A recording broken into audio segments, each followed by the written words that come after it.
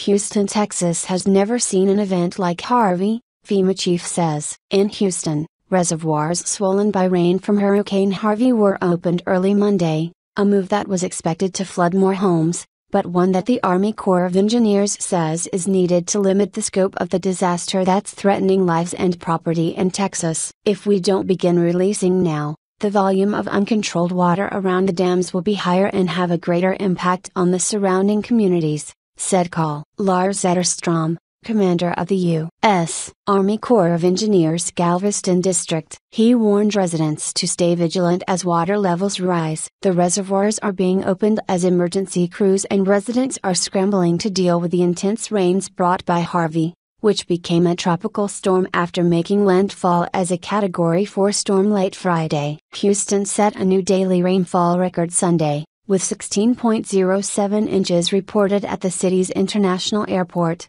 the National Weather Service says. On Saturday and Sunday, more than 2 feet of rain, 24.44 inches, fell. The U.S. Coast Guard says it is conducting a search and rescue in the city of Houston, acting alongside local police, fire, and other agencies. Further inland, officials are warning of flooding from rivers that are overwhelmed with massive rainfall. The Colorado River at LaGrange is expected to rise as high as 53 feet later this morning, 27 feet above flood age, member station Cut reports. Meanwhile, President Trump has declared an emergency disaster in neighboring Louisiana, where the southwest portion of the state is bracing for another 25 inches of rain. The declaration, effective August 27, authorizes the Federal Emergency Management Agency to bolster the response efforts of local authorities. FEMA has already deployed more than 1,800 staff members and says it has more than 1 million meals to help those affected by the storm. Flooded portions of Houston and other parts of Texas will see more heavy rainfall on Monday,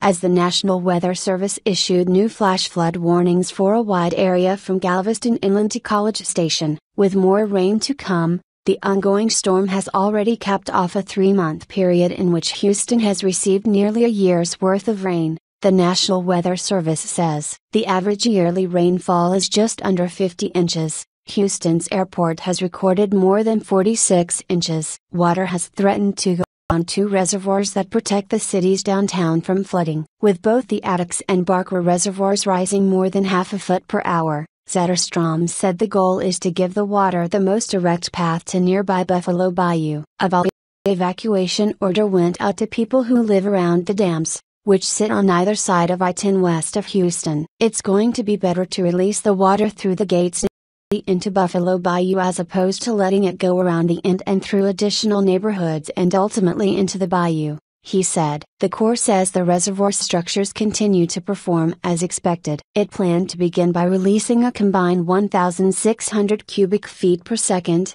building up to a combined total of 8,000 CFS over the next 6 to 10 hours. The reservoir's water would have a delayed impact, the Army Corps of Engineers says, with the first homes flooding some 2 to 4 hours after the initial release. Harvey could regain strength today and tomorrow, the National Hurricane Center says. The storm is drifting southeast, and its center is emerging once again off the Middle Texas coast, a development that could bring a slight strengthening, the NHC says. It's likely to begin a slow northeast motion on Tuesday. As of early Monday morning, Harvey's center was more than 90 miles from Houston, but the storm was only moving at around 3 miles per hour. President Trump is planning to visit Texas on Tuesday to review the disaster's impact and emergency response, the White House says. On Sunday, the president held a teleconference with top administration officials to discuss the federal effort. Swollen rivers in East Texas aren't expected to cross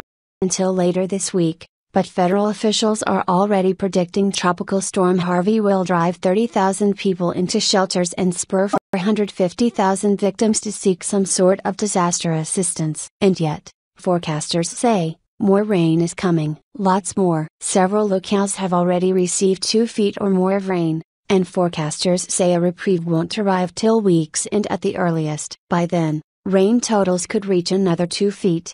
Isolated instances of 40 to 50 more inches, along the upper Texas coast. This is a landmark event for Texas, said FEMA Administrator Brock Long. Texas has never seen an event like this, but, Long warned, Harvey presents a dynamic situation, and every number we put out right now is going to change in 30 minutes. Harvey will likely surpass 2008's Hurricane Ike and 2001's Tropical Storm Allison, two of the most destructive storms to hit the Gulf Coast in recent memory, he said. Around 13 million people from Corpus Christi to New Orleans are under flood watches and warnings as of Monday morning as Harvey's storm bands repeatedly pummeled the same areas. Early Monday, Harvey was just barely clinging to tropical storm status, but the danger is far from over. The storm is forecast to head back into the Gulf of Mexico and pick up additional moisture before sliding back over Galveston and Houston, cities it's already hammered. Here are the latest developments.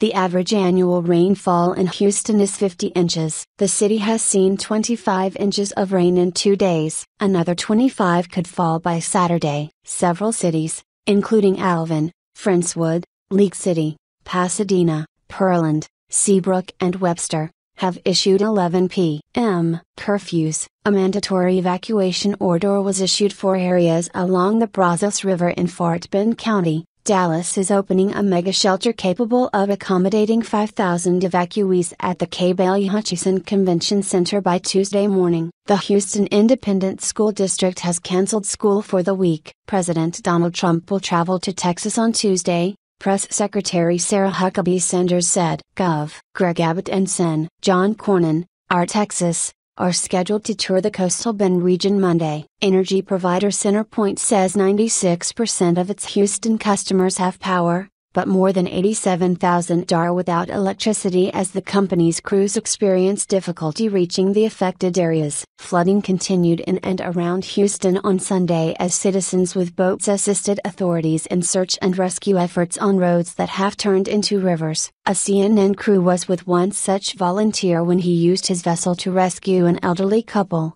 their daughter and 2 dogs in Dickinson, Texas. It was shocking, Dr. Pam Jones said of the floodwaters. It just creeped up. At Monday's press conference, Long encouraged more citizens to come forward, saying the rescue and recovery efforts would require community involvement. He said the National Voluntary Organizations Active in Disaster website would direct residents to religious and non-governmental agencies through which residents can help out. It's going to require the citizens getting involved, Long said. Donate your money. Figure out how you can get involved as we help Texas find a new normal. Houston resident Louise Walker told CNN she was trapped in her neighbor's apartment. Our bottom level is waist deep in water. We have helicopters that are flying over us rescuing people. We have people who are living in these first floor apartments like I have. They have been breaking into empty second level apartments just to have somewhere to go because we can't get out. We're simply completely surrounded with water,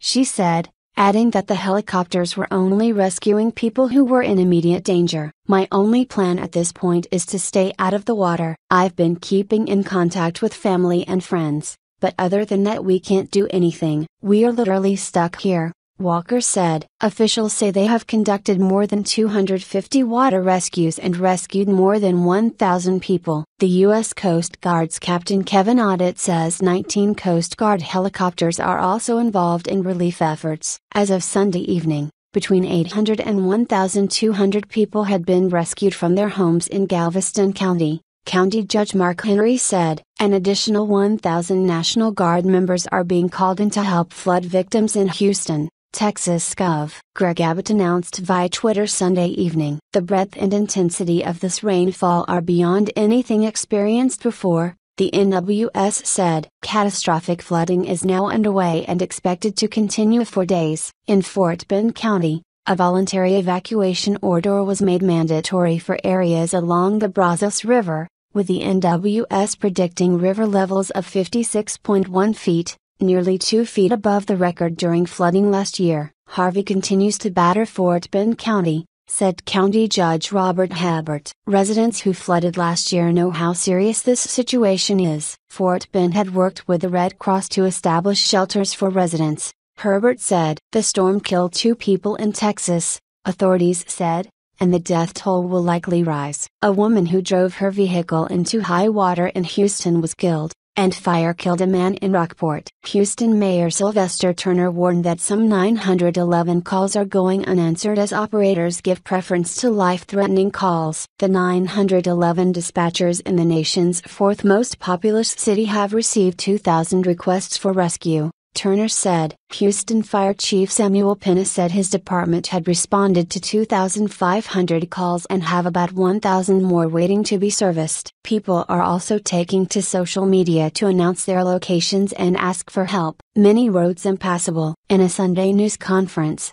Gov. Abbott said, "We want to stress when there is heavy rainfall and flooding, the importance of staying off the road. If you drive into water, you're taking your life into your own hands." Portions of major highways, including Interstates 10, 45 and 610, were submerged and unnavigable. Houston resident Dion Lawrence said the White Oak Bayou flooded I-10 and I-45. Harris County Sheriff Ed Gonzalez said he understands the compulsion to find safer ground, but urged people to think twice before venturing out into high water and to consider unforeseen dangers, such as manhole covers being lifted from their holes. In Brazoria County, south of Houston, officials set up an evacuation route for all residents living west of State Highway 288 and south of State Highway 6, ordering them to leave now. Under a mandatory evacuation order, those in need of shelter can't take refuge in the Bell County Expo Center in Belton, officials said. Louisiana in Harvey's sights. Meantime, Louisiana Governor John Bel Edwards wrote to President Trump requesting that he declare an emergency disaster for the state. The National Weather Service forecasts that remnants of Hurricane Harvey will bring heavy rainfall to Louisiana, posing serious danger to life and property of the citizens of our state. Significant life-saving efforts such as search and rescue, transportation to shelters, logistical support, and shelter operations are particularly needed in Beauregard, Calcasieu, Cameron, Jefferson Davis, and Vermilion parishes, Edwards wrote. The NWS predicted 10 to 20 inches of rain between Sunday night and Monday, he said, with major river flooding anticipated. Harvey blasted ashore as a Category 4 hurricane on Friday night, making landfall just north of Corpus Christi before quickly being downgraded to a tropical storm. Keep track of Harvey. What is unique in Harvey is that as the storm moved inland, a large high pressure built into the north and, basically, the steering currents, which guide Harvey, collapsed, said CNN senior meteorologist Dave Hannon. This has caused the extremely slow movement of the storm, moving only around 60 miles, less than 2